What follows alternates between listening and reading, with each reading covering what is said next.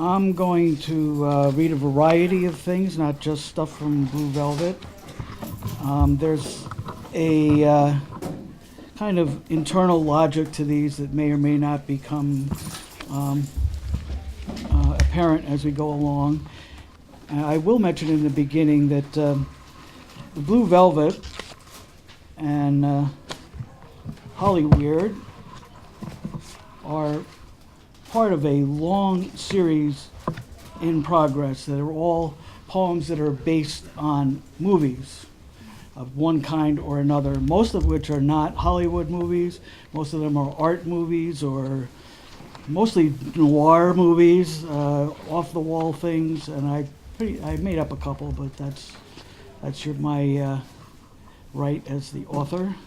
I've seen them all, with one exception, and I hope you find these interesting. And I'm going to start off with recurring graduate school high anxiety dream poem, and I say high anxiety because when I was working, I used to have graduate school dreams, and when I retired, I started to have work anxiety dreams, which the lady who runs the Cafe Lena poetry series thought was pretty funny. I said, well, it's not funny if you're having these dreams.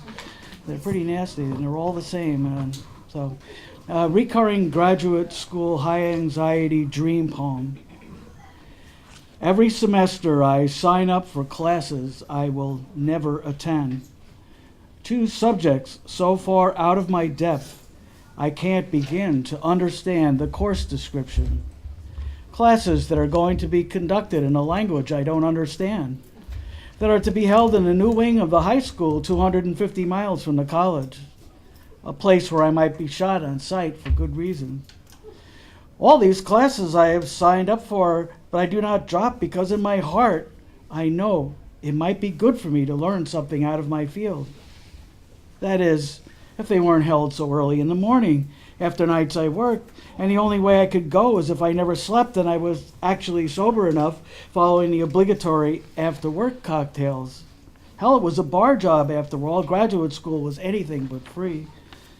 All those classes I signed up for that needed in-depth research in order to keep up, which I might do if I could find a library, if the books for the course weren't perpetually on loan, the way they actually were when I was in graduate school, before there were computers and a search engine was a card catalog. Classes I might actually have kept up with if I had started what I was supposed to have finished 6 weeks ago. Classes I somehow am still able to pre-register for, despite never attending or finishing the ones I was actually signed up for. Classes I seem unable to escape from. All those unfinished papers, assignment, theses, oral exams, all the material I would be tested on, all that I would never know, all that I do know, all of it without an ending.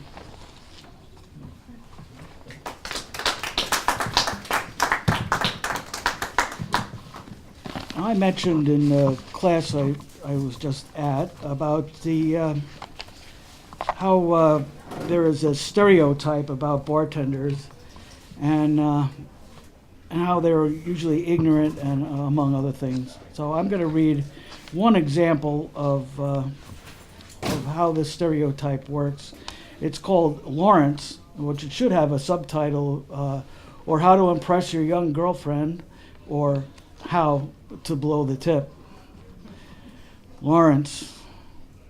He was one of those phony scholar types who acted as if he was the only man on earth who'd ever read a book.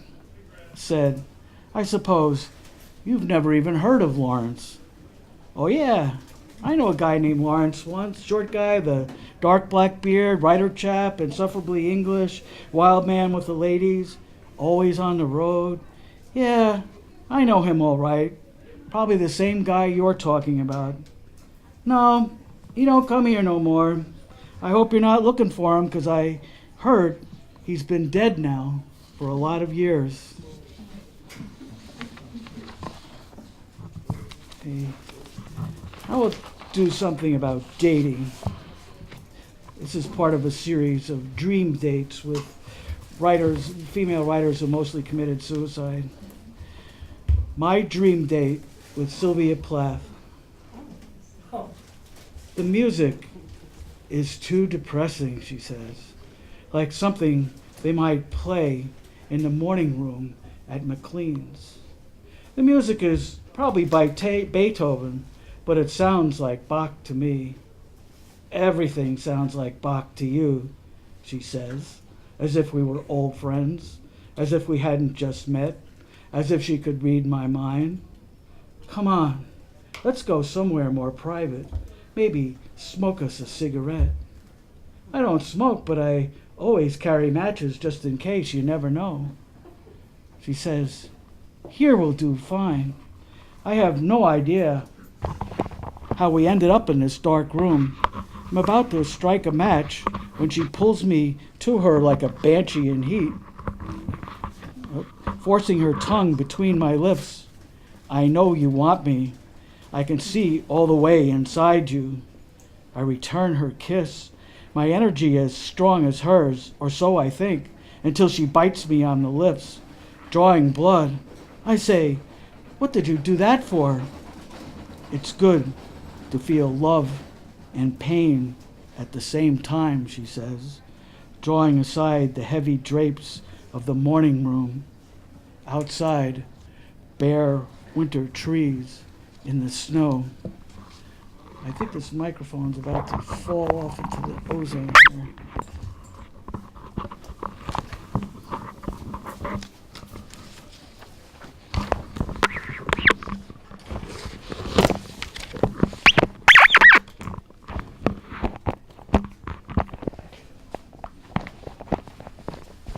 Can I try that without a microphone? Can you hear me? I read this at a reading last week. I wasn't going to read this, but I feel you have to have politics when you're talking about college these days. And I went to college in the 60s, and this is something that still feels very personal to me. The man who wrote this book wrote me a very after I wrote this poem and posted it. It's called After Reading 67 Shots, the Shootings at Kent State. Recalling the all-night vigils, memorial sit-ins, student strike, church services, peace march through an upstate New York City, and all the hostility for all the long hairs.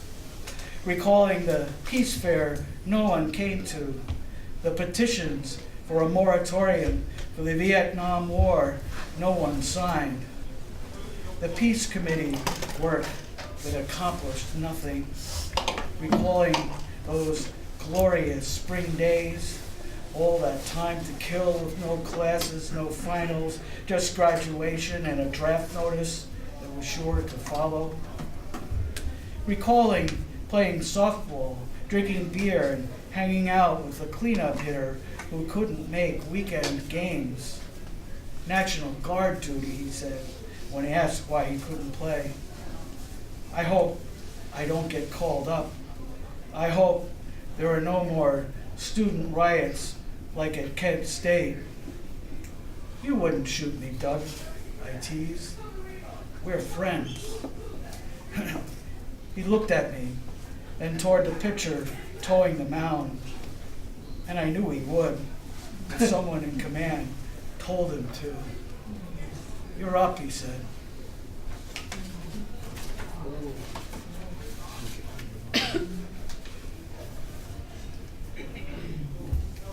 Oh, we're going to totally shift gears because I'm going to segue into the blue velvet thing. This poem was written to a prompt, and I defy anyone to find the prompt that's in the poem, and no one has ever successfully guessed what it is, and I will give you one hint that it's not baby heads. because the title of the poem is "We Are Planting the Baby Heads by Moonlight in the Rock-Infested Fields." Not real baby heads, but plastic ones, found in junkyards, burned out buildings, foreclosed homes, some damaged more than others, their wide open eyes staring at nothing now on the plastic sheets real babies were changed on, transmuted into flesh for all the unseen creatures stumbling about among the refuse, crawling on all fours, crying out the way toddlers do to be saved from everything let loose in the night.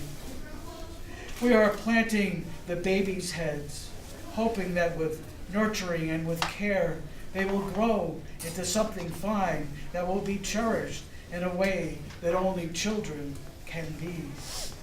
The ones that don't, we will leave behind to become snowmen and women, effigies that become scarecrows in another life, in a field like this one, where the moon is the sun and night is day, where all the old appliances go to die.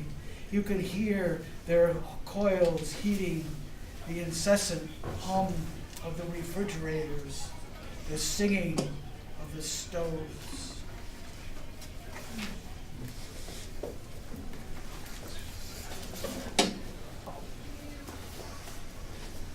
In dreams. It says an epigram by Lloyd Morrison.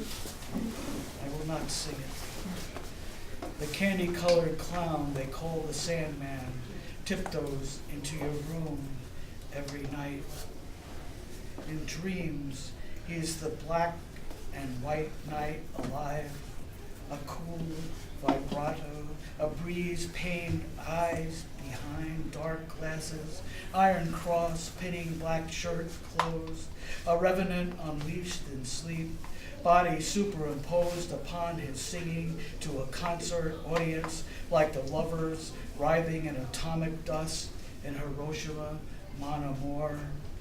The palsied survivors of the unthinkable, shedding snake skins and radioactive bones, of death and transfiguration in real life, too terrible to be filmed in color. Spellbound as they all are in a Dali dreamscape, naked as something culled from the deepest subconscious, Ingrid Bergman, detached voice, something from a blue bayou, a Chagall horse and moon, the abeyant hounds of hell, swaying in slow-mo like Dean Stockwell in drag, a pretty woman in blue velvet. Dennis Hopper floating high on nitrous, higher yet on amyls, above the rooftops, so involuted, so twisted. The candy-colored Picasso clown enacts a harlequinade, holding a death's head in one hand, a cat of nine tails in the other, bells strapped to the lashes, ringing in a new year, masking a red death, singing, go to sleep, everything will be all right.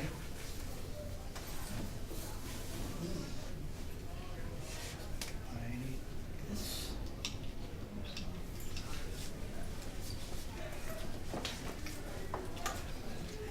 For anyone who hasn't seen the movie Blue Velvet, it's a David Lynch movie.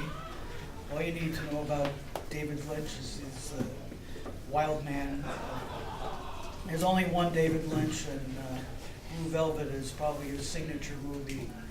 And most of these poems don't necessarily channel directly the movie, but this one does. Blue Velvet. I can't decide if you are a detective or a pervert, she said, as if we were characters in some demented David Lynch movie, and maybe we were. Maybe we were responsible for the severed ear in the grass of a suburban nightmare, or just investigating the removed body parts where insects had become families in, watching all the stages of life from maggots to superflies. That year, a possible homage to the lost spirit of Van Gogh, where all the bad dreams he projected onto canvas were formed. Or maybe we're descended tunnels of love that disappear inside brain cavities, resounding with echoes of reverberating weapons of mass percussion. Cars on freshly repaved Maple Avenue streets, where we sat, parked, she in the passenger seat, innocent personified, and me behind the wheel, sensing her need to become more experienced, more like the shacked up whore I had spied through closet door slats, and she, my nascent love, not yet aware of her need to be debased, and I said, what's the difference? Turning on the car radio to maximum volume, and the 4 wall-to-wall speakers respond with a full frontal sonic assault of the senses.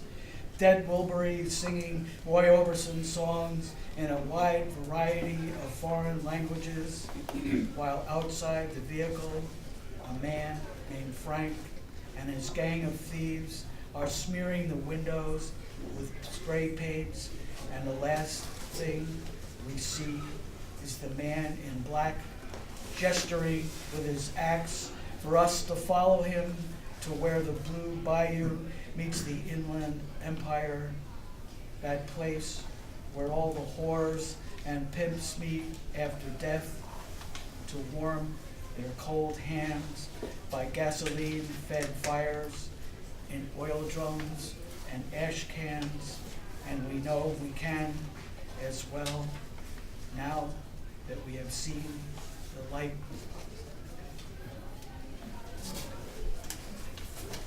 This is called Angel Dust. The movie is an obscure Japanese movie. It's the kind of thing you find in Borders when they're going on, Blockbuster when they're going out of business. Angel Dust. They live in boarded up houses on city blocks that said, "Burn me," in white paint over city code violation notices that indicated these premises were unfit for human habitation. Nearby, memorials of dried flowers, waterlogged stuffed toys, spent candles, and or empty booze bottles for kids caught in gangland shootings, friendly fire or targeted. What's the difference did it make when they were dead? These hollow-eyed tweakers, a few pounds removed from being skeletal, still walking, still skin popping, rice paper, thin skin, bums rushing towards the end, even their ill-fitting false teeth carrying the stench of dry rot and disease. In extended drought, heat-addled afternoons and nights, they sit on what is left of collapsed porches along these no overhead lighting streets, smoking whatever burns the few remaining healthy cells inside, inhaling death as if it were the latest high the street had to offer. This one is called Stalker. And a word about Stalker is it's not, the Stalker, the movie, it's probably the greatest Russian movie ever made. It's made from a science fiction book by a pair of Russian brothers about space aliens that land in Siberia somewhere, and they just did a picnic or whatever they did, and after they left, that area that they inhabited and no longer follows the normal rules of gravity and science or anything. And a stalker is a man who takes people into this forbidden zone that supposedly has curative powers of some sort. to find the essence of the place. Stalker. The girl with no soul moves objects in the shack her family lives in with her mind. No one sees her but parents who no longer believe what their eyes have suggested to them. Perhaps if they walk in the forest near the perpetually frozen river with a child strapped to their back, she will no longer be mute and lame in this place they call home. Even the blind dog has visions after nights when father returns from his work, stalking the unseen in the forbidden zone. Mother does nothing but prepare meals no one eats, bemoaning silently the unkindness of fates, while waiting all night for the sun that never sets to rise. Each day, the child rearranges the objects inside, hoping to create an orderly family life in this place where everything seems possible, but nothing is.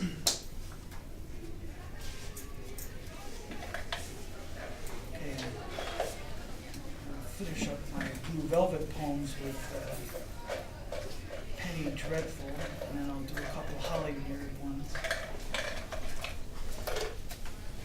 Night, like some Penny Dreadful setting, shadows and light, streetlight lamp and recessed doorway caves, no exit, one-way blacktop lane, slick with early morning mist, still as a withdrawn breath, waiting for a third man clone who never comes, a woman with no soul, fresh red lip gloss for a Judas kiss, solitary footsteps, high heels on concrete, staccato as buckshot slung against sheet metal, the opening click of a Zippo lighter, flame to cigarette, red amber dot, the click of the Zippo closing, the pause in mid-high heel step, an inhaled breath release, smoke rings and damp light, one man, one woman, separate as any two objects can be, their elective affinities drawing them together somewhere in the dark, to be continued.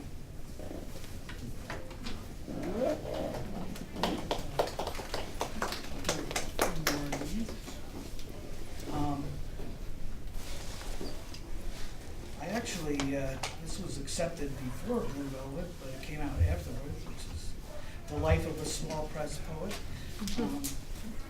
I hope to have more of these. I haven't run out of steam with these yet, but you never know. So, Hollyweird, this is kind of an overview as opposed to specific movie theme. After the XXX rated Punch Bowl incident at one of those SoCal parties where some fried, leftover from the 60s hippie chick, part Manson girl, part Goldie Hawn, thought it would be really cool to drop this experimental mushroom-based homemade drug into the communal swill. Stuff that made blotter acid seem like kids' aspirin by comparison. After that, everyday life had become something that came directly out of underground LA, Hollyweird Central, sort of like feeling as if he had been starring in a movie of his life he hadn't seen yet. Seeing, after meticulously set scene of a wolfman ripping the throats out of the standard hot bodies bushwhacking in some woods, or looking for a clearing for a mosquito feeding frenzy shag, or the horror movie cliche of cliches, necking in a car parked in the brain damaged victims only spot, totally oblivious to the impending menace as the eerie score by the psycho dude, Bernard Herrmann, gets louder and more ominous, and you know in your heart.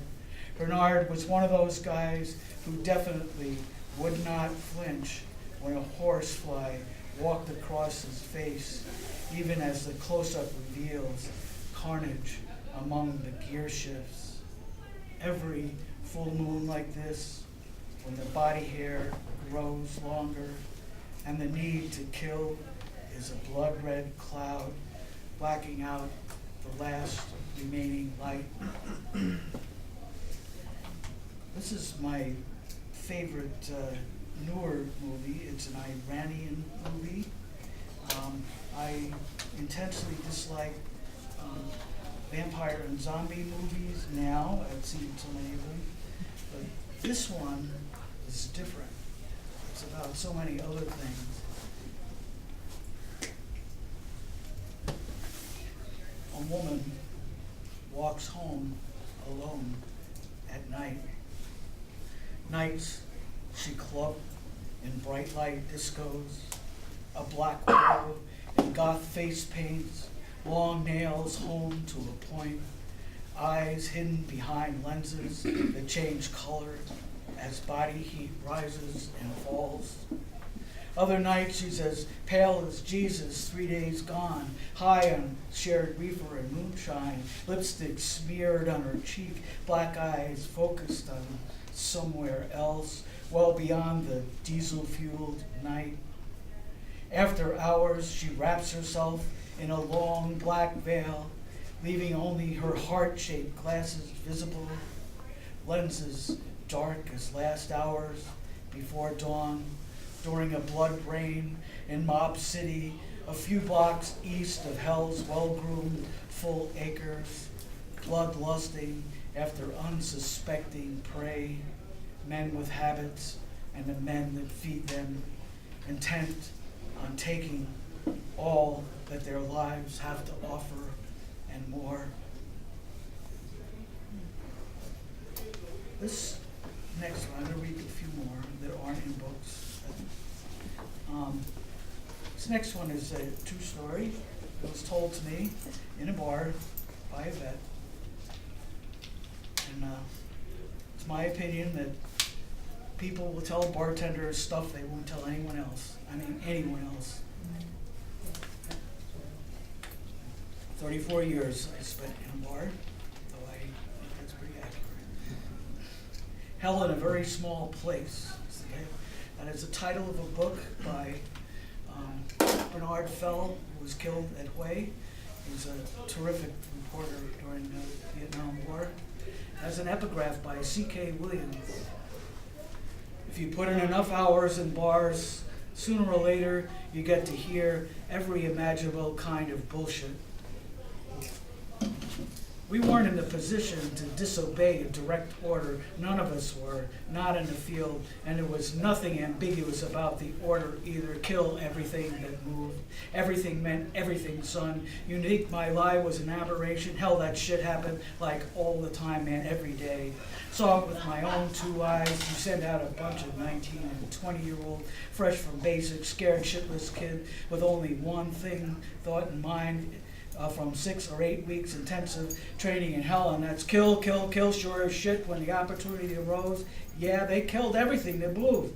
It's not like there is a whole lot of time for critical thinking when some senior guy in the squad starts free firing into a bill and the first Louis flips his big, and all of a sudden everything's going burn, baby, burn. Well, you get the picture. Platoon without the sad music. Later on, you know, when guys had some time to like absorb what had come down to really think about shit, they felt like remorse and got all crazy and shit, only natural, I guess. Made for some really bad mojo in the squad, that's for sure. Lots of other guys didn't make it. I'm not saying they got fragged and shit, but like, who checks which direction the fatal bullets are coming from? Who like really cares? Can't prove dick anyway. Lots of guys that made it out, they adjusted, man. They did their job, and later on, if they cracked up, well, that's not the Army's problem, is it? Not my problem, neither. To be honest with you, I kind of liked it. No rules, no regulations, all the ammo you ever needed. It doesn't get any better than that.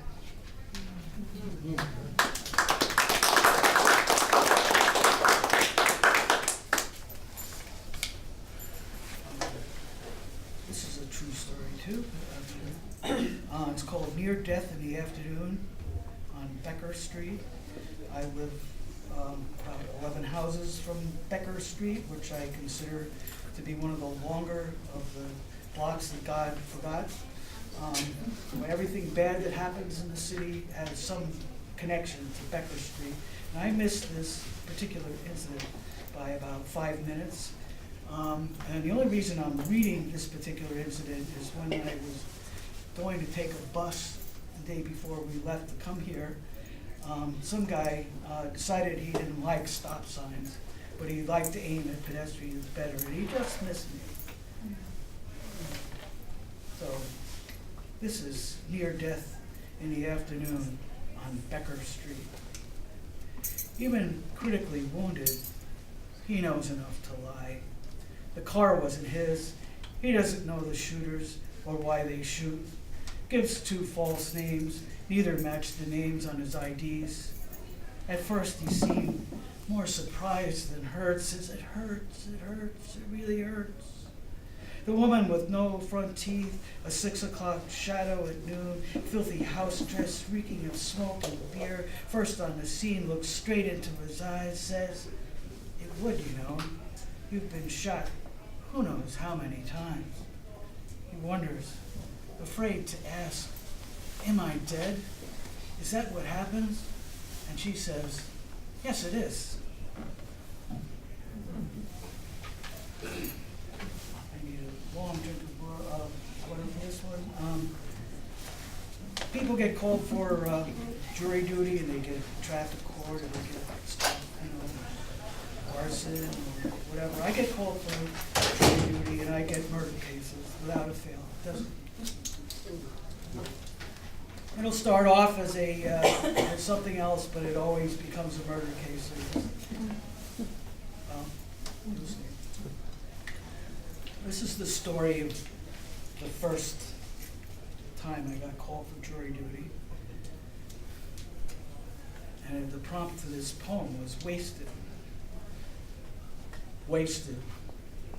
The mother of the deceased, sitting in a chair behind the witness box every day through jury selection, through the trial that lasted 4 days, 2 days less than the reading of witness lists, the naming of the arresting officers, first responders, and backup, outlining evidence to be presented, questions asked after by lawyers of all those summoned to the box, all that time wasted. Her son on the front porch of their home, early afternoon, a bus unloading, 21 younger adults on the way to rehab meeting, all of whom the defense would claim were wasted. 21 witnesses, not counting the parents of the deceased. Common sense, logic suggests one of them would recognize the boy who pulled the trigger, a 16-year-old runaway with a handgun, more than likely wasted.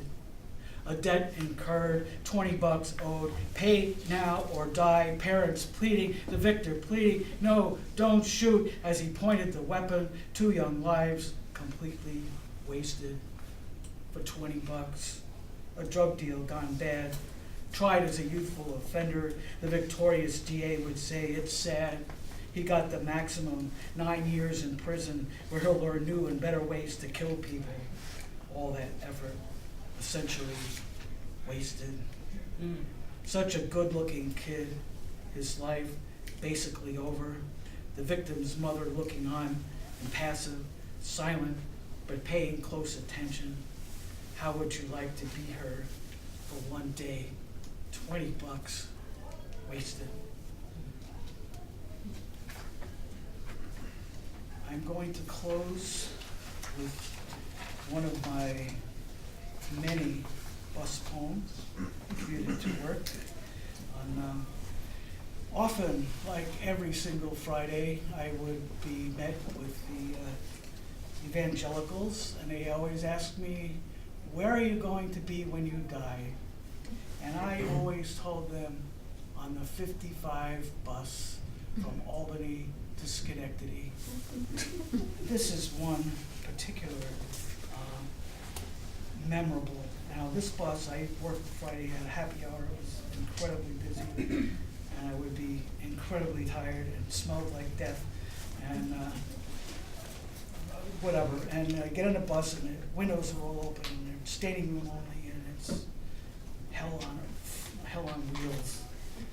So this is Our Lady of the 55. She's the caretaker of the barely sentient, prone to incoherence, babbling skeletal woman of indeterminate old age, guiding the wheelchair into a secure place on the overcrowded, already running late bus. From the folds of the old one's shawl, she extracts pamphlets, scripture, citing chapter and verse in a determined monotone to the assembled, trapped by circumstances and assurances that Jesus is the one true love on the crowded highway of life, on this journey where the reward is on the other side, a point she emphasizes by tearing carefully folded strips of tract as she speaks. No necromancer's tricks up her short sleeves, just the magician's basic origami folding, transformation of the torn into a unified whole, a cross like the one our Lord died on for your sins. We, the unawed, the not converted, travel onward, condemned to remain as we are, sinners in the hands of the Capital District Authority, riding an uneven highway to hell.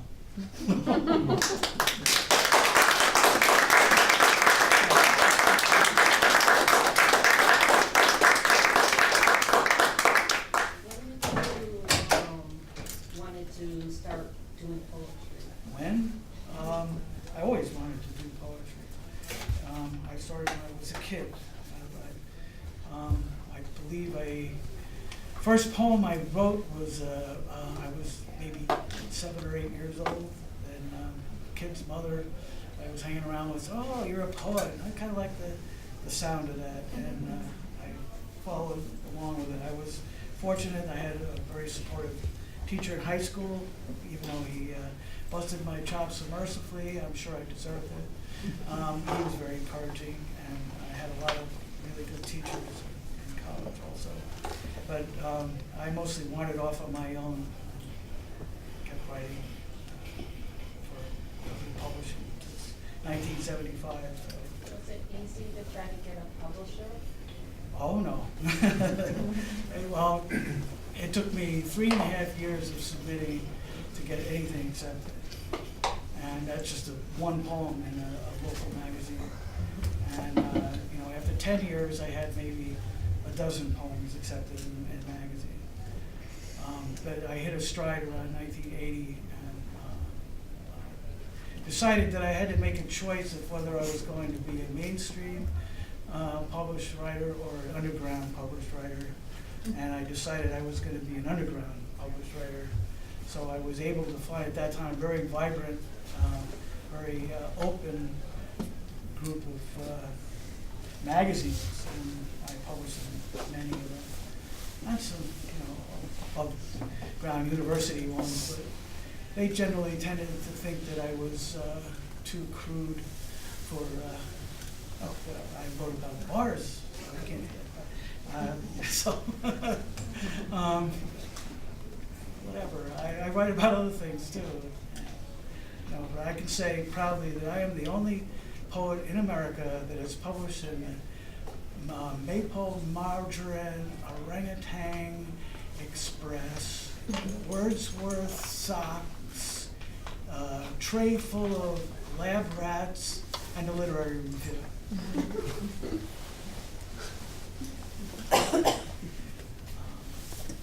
It's a long road. Books are even harder. Most of the print books are becoming on-demand things.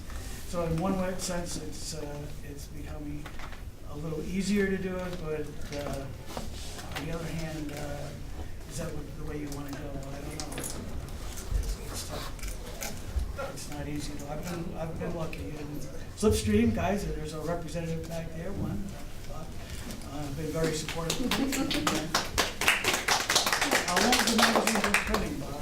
I don't remember. 35 years? 37 years. 37 years. I think I've been publishing in it almost all along the way. It's magazines, independent magazines like that, keep guys like us going.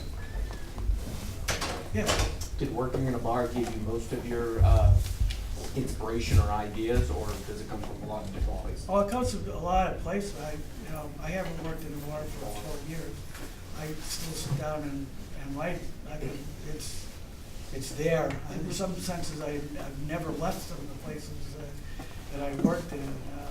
It's that clear to me. And I used to say that I did it just because of the free material.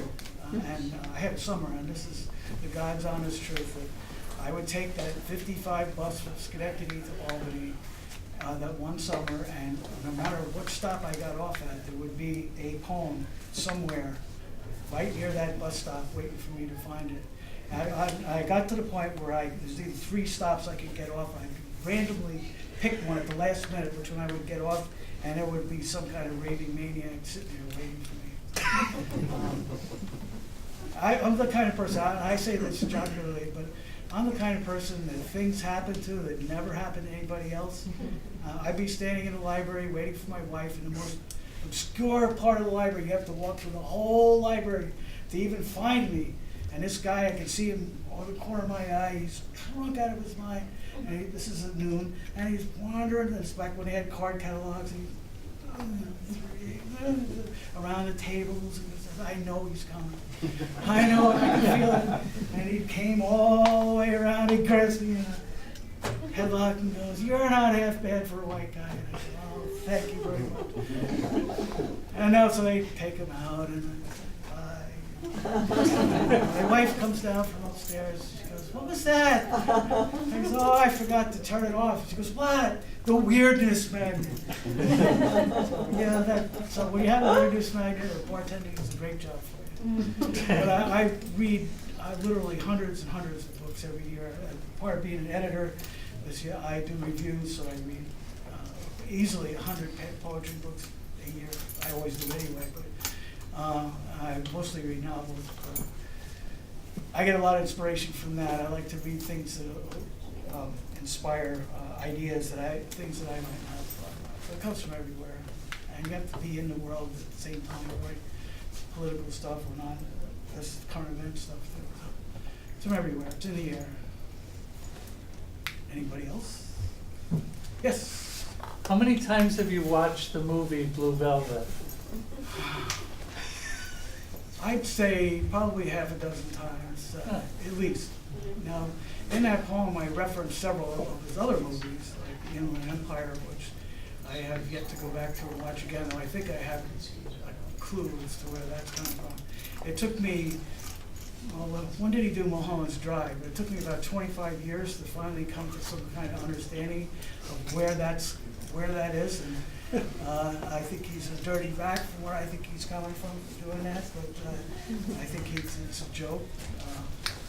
It's an anti-Hollywood movie, and I don't think there is any way you can resolve the plot. But Blue Velvet just is, what is that? It's just amazing. And the acting in that is incredible. It's probably one of the finest satires on American life that anyone's ever done, hidden inside some kind of noir freak-out movie. Only a genius can do that. Yeah, I tend to watch movies that I really like a lot because you never see it all the first time. Never. A good movie.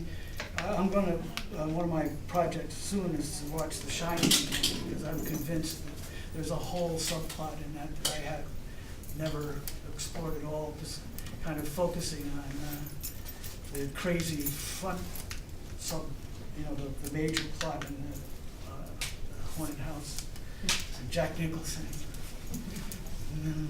Johnny's here. Anything? Well, thank you all for coming. Thank you.